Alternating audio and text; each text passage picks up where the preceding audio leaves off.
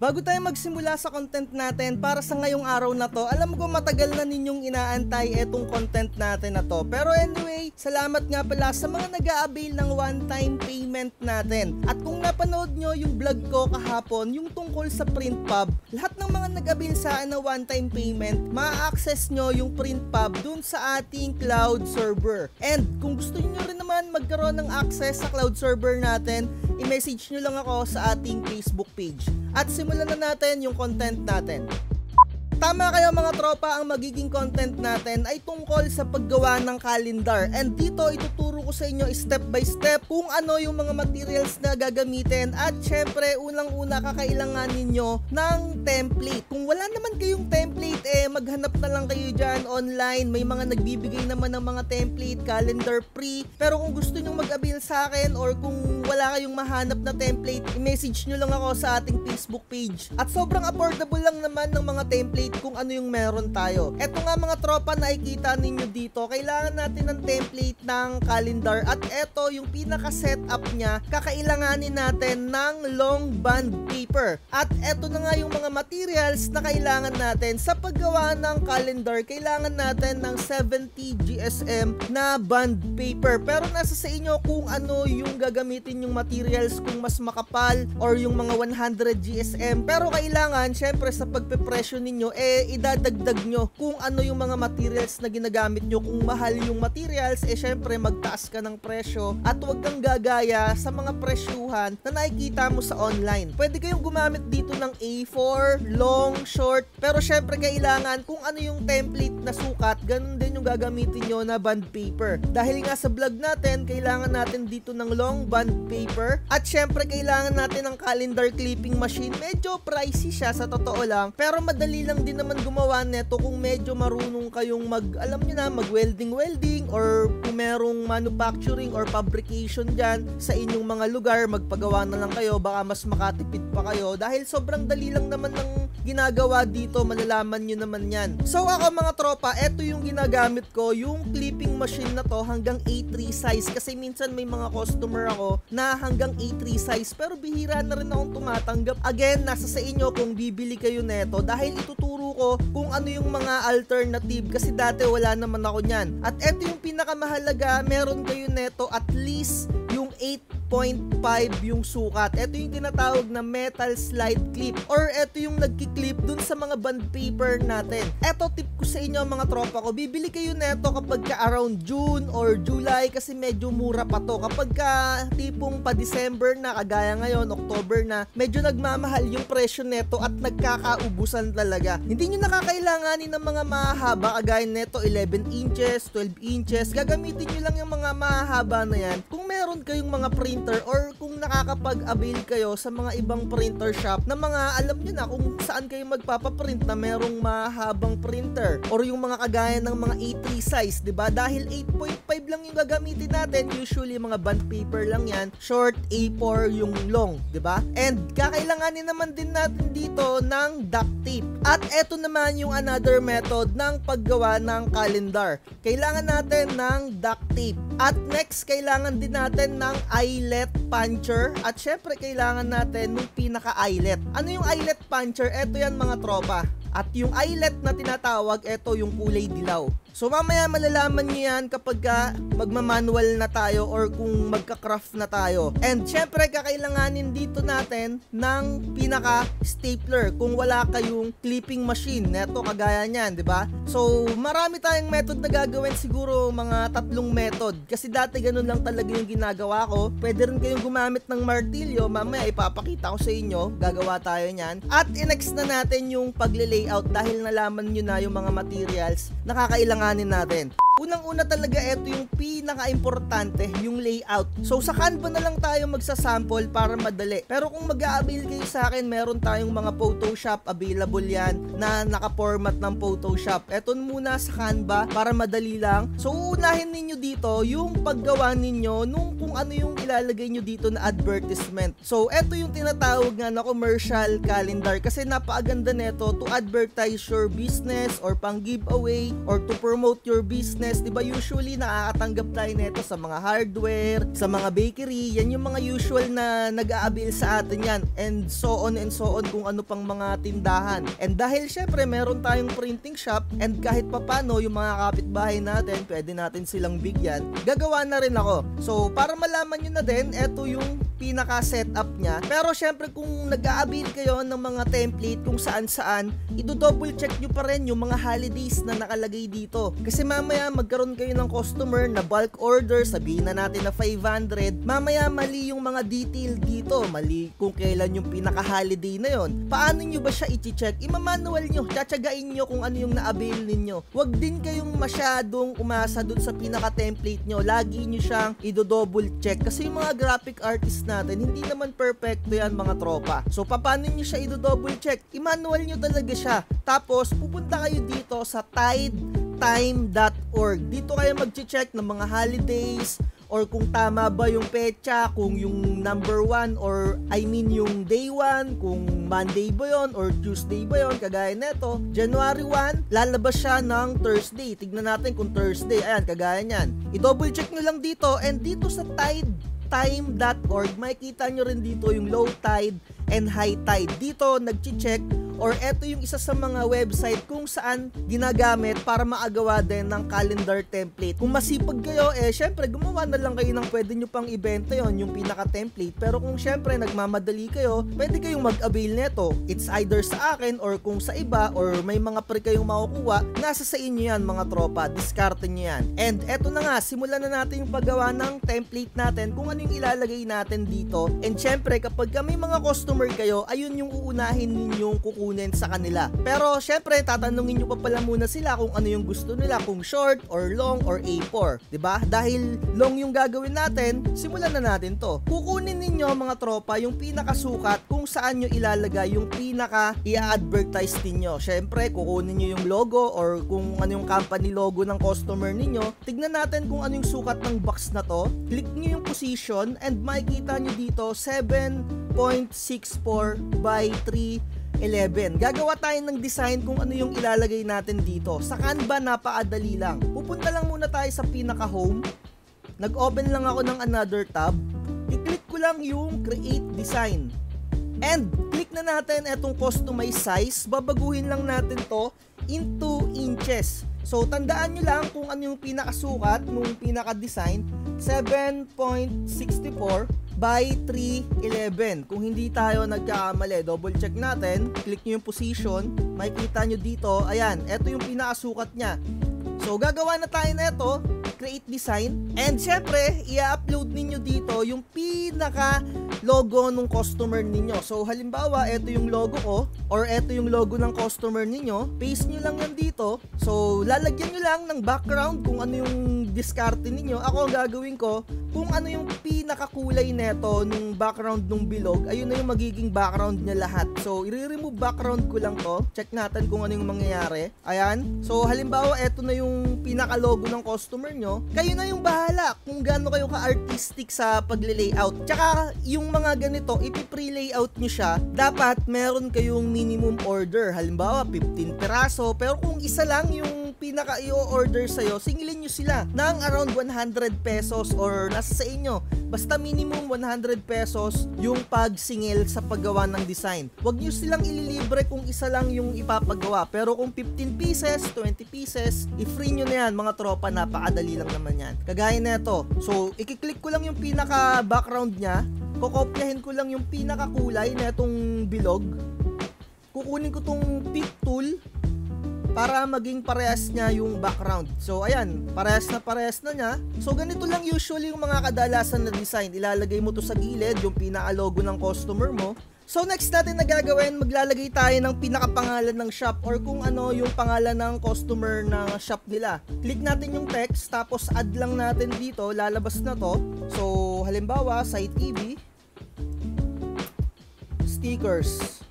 So, pili lang kayo ng pinaka-font kung ano yung trip nyo na font dito, pero susubukan ko na eto na lang. Para bold na bold or napakalinaw. So, naka-bold din siya. So, papalakihin ko lang ng konti, tapos imumove ko dito banda. Kung okay na sa inyo yung ganyang kalaki, di magstay na kayo ng ganyan. Tapos babaguhin ko lang yung kulay niya, gagawin ko siyang kulay red. Nasa sa inyo kung okay na yan or kung hindi okay sa inyo, ulitin nyo na lang or kung ano yung trip nyo na kulay. And siguro para sa akin, pwede na siguro to and lagyan nyo ng effects. Nasa sa inyo kung ano yung ilalagay nyo na effects dyan, 'di ba? So laro-laruin lang natin ng konti. Ayan, so para sa akin okay na to. Next natin na ilalagay yung address. So nakita nyo naman, dodoblehin nyo lang, click nyo to, tapos pindutin nyo yung alt, diinan nyo yung alt, tapos i-drag nyo lang dito, papaliitin nyo naman to, gagawin nyo siyang block. So ilalagay nyo dito yung address. Sabihin na natin na ano ba dito, Rizal Street, Pagsanhan, Laguna. Ayan, so stretch nyo lang siya. Kung medyo malaki, pwede nyo siyang paliitin, i-drag nyo lang ng ganyan. Diskartehan nyo na lang mga tropa. And next natin, yung contact number naman. Contact number. So lagay nyo lang yung number nyo, 0906-5753-412. So next naman natin na ilalagay dito, nasa sa inyo na kung anong trip ninyo. So ilalagay ko dito, digital print shop. Ayan. Diskartehan nyo na lang yan mga tropa, nasa sa inyo na yan. And syempre dito, ilalagay natin yung Facebook page natin, Sai TV, Print, and Cut. Lagay natin sa gilid. Tapos syempre hanap tayo ng elements na Facebook. Ayan, may nakita tayo na design. Drag lang natin dito. Ayan, so para sa akin okay na to, pero kung sa inyo hindi pa, ayusin nyo na lang yung pagdidesign, no? Kasi para hindi na tayo tumagal, ganyan lang usually. Or kung gusto ninyo, ilagay nyo lahat ng services na meron kayo dyan sa inyong mga printing shop. Siguro to, lalagyan pa natin ng mga konting effects para medyo hindi siya yung tipong normal lang. Ayan, lagyan natin ng konting ganyan, 90. Ayan. So, okay na to. Gagawin natin, ida-download na natin siya. Click nyo lang yung share, tapos download, and click nyo tong download. Tapos ida-drag natin siya dun sa pinaka-design natin na calendar. Balik lang kayo dun sa calendar. Eto, close nyo na to. Ayan, punta na kayo dito. Tapos yung dinownload nyo, upload nyo lang ulit dito. So eto na, 'di ba? Nakita nyo? Ida-drag natin siya dito para ma-print na natin.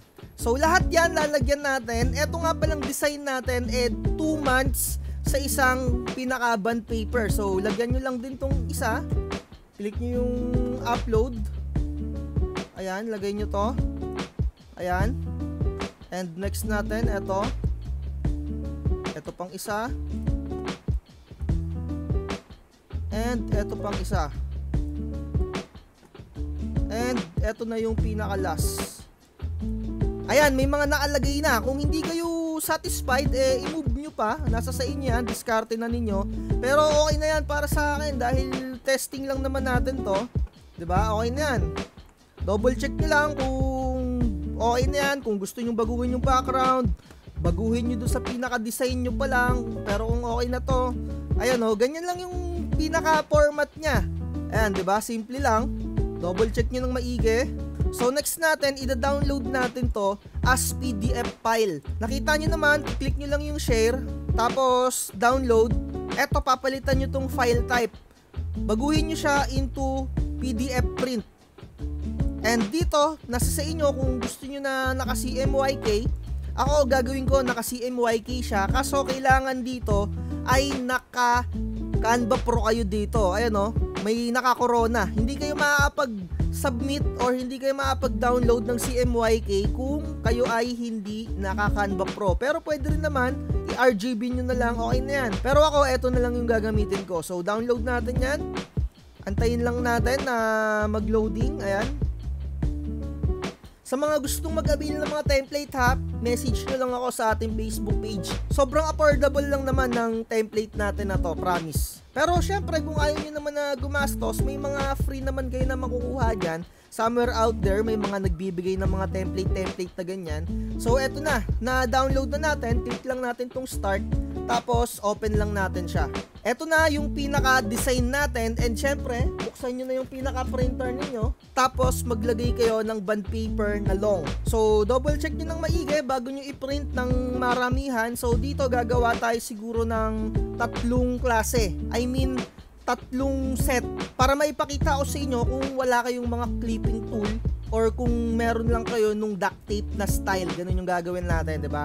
So kapag na double check niyo na dito, piprinta natin 'to. Nabuksan ko na yung pinaka-printer. Nga pala, sa pagpiprint ng calendar, mas maganda na dye ink yung gagamitin ninyo. I mean eto dye ink, pero yung mga third party, yung mga kuyi. Bakit nga ba dye ink yung maganda? Kasi mas mura siya. Kasi magkano lang yung isang bote nun? Nasa parang 50 pesos ata, or wala pang 100 yung 1 litro. Kaya yung iba nakakapagbenta ng sobrang mura ng mga calendar printing kasi yung mga workforce printer nila, dye ink lang yung nilalagay. Pero syempre, kung ang gamit mo lang pigment ink, pwede na rin yan. Yung mga kagaya ng Hansol, Kuyi, 'di ba? Pero syempre, mas mura talaga kung dye ink ng mga third party. Pero naman, kung original ink yung ginagamit mo, dapat kung kikita ka dyan or kung gusto mong kumita, dapat hindi ka sasabay sa mga presyuhan ng mga naka-pigment ink na kagaya natin or yung mga iba dyan. Pero talaga makikita niyo yung iba na pagbenta sila ng 10 piso, 15 pesos kasi nga bultuhan yung kanilang print. Ang gamit nilang mga printer yung mga workforce, tapos ang ink nila yung mga kuyi lang na tig-20. Okay lang yun, di ba? Kasi yung print naman diskarte na nila yon. Nasa kanila talaga yon. So ako, ipiprint ko siya dito sa original ink ko. Kasi meron akong gagawin dun sa pinaka pigment ink ko mamaya, kaya dito ko na muna siya ipiprint. So 5290 and original ink yung pinaka gamit natin dito. So papalitan lang natin yung properties.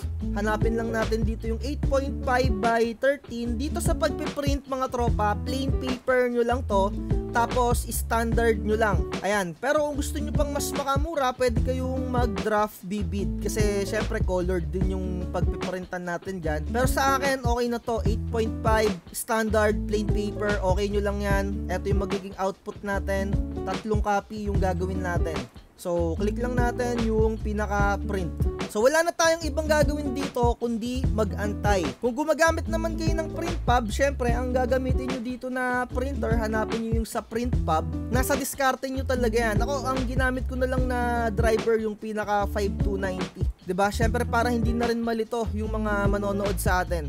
So, aantayin ko lang tong mag-print. Babalikan ko kayo mamaya kapag gagawin na natin yung pinaka-actual, yung gagamitan na natin siya ng clipping machine. And at the end of this video, sasabihin ko rin sa inyo kung magkakanin siya pwedeng ibenta, 'di ba? Didiskartehan natin 'yan. At dito na nga tayo sa actual mga tropa. At eto yung sinasabi ko sa inyo na metal clip. 8.5 yung pinakahaba niyan. Kasi syempre 8.5 yung pinakahaba nung mga bond paper natin. And syempre, ginamitan natin siya ng long. Makikita nyo naman, ang una nyong gagawin, pagpapantay-pantayin nyo siya. Etong method na to, kakailanganin natin ng pinaka-clipping machine na tinatawag. Maglalagay na lang ako ng link sa description kung gusto nyo mag-avail neto. Pero again, kung merong fabrication ng metal dyan sa inyo, yung mga metal fabrication dyan sa tabi-tabi, yung mga gumagawa ng mga sliding door, yung mga gumagawa ng mga gate, yan, marunong silang gumawa neto. Dahil bisagra lang naman to mga tropa, tsaka bakal lang to, napakadali lang talagang gawin yan. Nagkataon lang na kinailangan ko talaga neto, at syempre, mura nung time na bumili ako nyan, kaya syempre nakabili ako. So una nyong gagawin, nasa likod yung pinakabutas. So sana nakikita nyo sa isa nating camera mga tropa. Ilalagay nyo to dito, papantayin nyo lang siya. Kahit na hindi pantay na pantay, ganyan, basta maidikit nyo siya ng maayos. So eto ang gagawin nyo sa pinakadulo. Sana nakikita nyo pinakadulo muna tayo, tapos iayos nyo yung bond paper, tsaka nyo siya ipipress. Ayan, unang press, nag-bind na siya. So next natin, ipupunta mo siya sa bandang gitna. Kapag napunta na siya sa bandang gitna, ayan I mean, madadaganan siya, madadaganan dapat yung pinakaunang clip. Ayan press nyo lang ng ganyan. Ayan, na-press na siya. Ayan o, magiging ganyan siya, babaluktot siya, tapos ipunta nyo siya sa pinaka dulo. Para sa pangatlong press. Ayan na, eto na yung unang nagawa natin. 'Di ba? Ulitin ko lang, no? Una, ang gagawin nyo, ulitin ulit natin, ha. Pero this time wala na kasi baka masayang eh. Una, dito sa pinakadulo, press nyo siya ng ganyan. Press. Pagka na-press na, pupunta kayo dito sa bandang gitna. Yung pinaka nalagyan ng bakal, mga tropa, iaangat nyo siya dun sa may guhit para ma-second press. Para ma-second press, ang pag-press na nun, didiinan nyo to para yung bakal mapatungan. Tapos ito yung mag-second press yung sa isa. Ayan. So kapag naka-press nyo na yon, eto na yung sa pangatlo, ibabalik nyo dun sa pinaka-unahan. Para ma-press nyo ng tuluyan. Ayan o, eto, press na siya. So syempre, yung pinaka-sokbitan, eto, itutungkab nyo lang siya. Ayan. Tapos pwede nyo na itong isabit. Eto na yung nagawa natin na calendar using the clip machine. Napaadali lang naman, 'di ba? Sana natutunan nyo. Meron na tayong pinaka-calendar. Kung pang-personal use lang, mga tropa, mas maganda gamitan nyo ng makapal na bond paper, yung mga 100 GSM. Pero syempre, kung mga pamigay lang, kagaya na ito, okay na yan. So, move forward na tayo dun sa pangalawang method na ituturo ko sa inyo. And dito na nga tayo sa pangalawang method kung saan kakailanganin natin ng duct tape at kailangan natin dito ng stapler. Pero kanya-kanya na ring diskarte to, iba-iba yung mga technique. Pero ako, ginagamitan ko na lang din ng stapler. Tapos yung duct tape kasi para matakpan lang yung stapler natin. So, konting stapler lang dito sa pinaka dulo-dulo lang. Konti lang mga tropa, isa lang. Enough lang na mag-bind sila at hindi sila kumawala. Para syempre, kapag yung customer natin, pipilasin yung pinaka bond paper, mapunit, di ba? So, ganyan. So, pwede pa kayo siguro magdagdag pa ng isa pa dito. And dito pa isa. Dun sa pinaagit na, huwag nyo nang lalagyan mga tropa. Kasi may gagamitin tayo doon. So, ganyan. Diskartehan nyo na lang. So, eto, gagamitan natin ng duct tape dito. Sa paglagay naman ng duct tape, sukatin nyo na lang mga tropa ha. Tapos, kayo na yung bahala mag-adjust. Dahil eto, sample lang naman. Syempre, kung kayo na yung gagawa, gandahan nyo na, 'di ba? So, dito, didikitan lang natin yung pinaka-part niya dito sa taas. Yung enough lang na matakpan yung pinaka-stapler natin. Kung mapapansin niyo, may mga sobra-sobra pa. So, kailangan natin yan i-cut. Kuha lang tayo ng cutter tsaka ng ruler. Diskartehan nyo na lang. Kung hindi pantay mga tropa, ayos lang yan. Huwag kayong mag-alala, diba? Or kung syempre makuha nyo na yung pinaka-eksaktong sukat, mas maganda. Tapos tutupiin lang natin siya dito. Syempre kung kayo na yung gagawa hanapan nyo na lang yung sukat, no? Diskartehan nyo na yan. So enough na to mga tropa. Tapos next natin dyan, kailangan natin ng eyelet. Bubutasan natin siya sa gitna gamit etong pambutas niya, etong puncher. So hanapin nyo lang yung pinaka-center, tansyahin nyo lang mga tropa. So sa tingin ko eto na. Again, kung kayo yung magbubuta, syempre i-center nyo. Dahil sample lang naman to, okay lang to kahit hindi center. Ayan, tapos ilalagay natin to. Ayan, isinuot ko lang yung pinaka-eyelet nya. Ganyan yung mangyayari.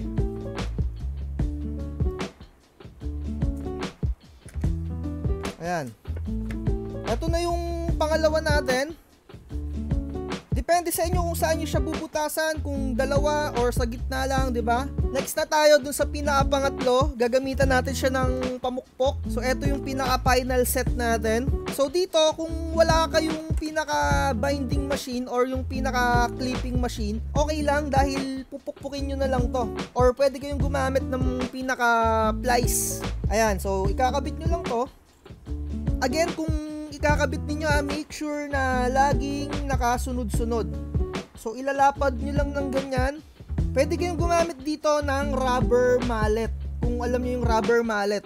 Or kung wala kayong rubber mallet, mga tropa, pwede naman yung martilyo. Pukpukin nyo na lang, dahan-dahan lang. Ayan mga tropa, gamit lang kayo ng pangkalang.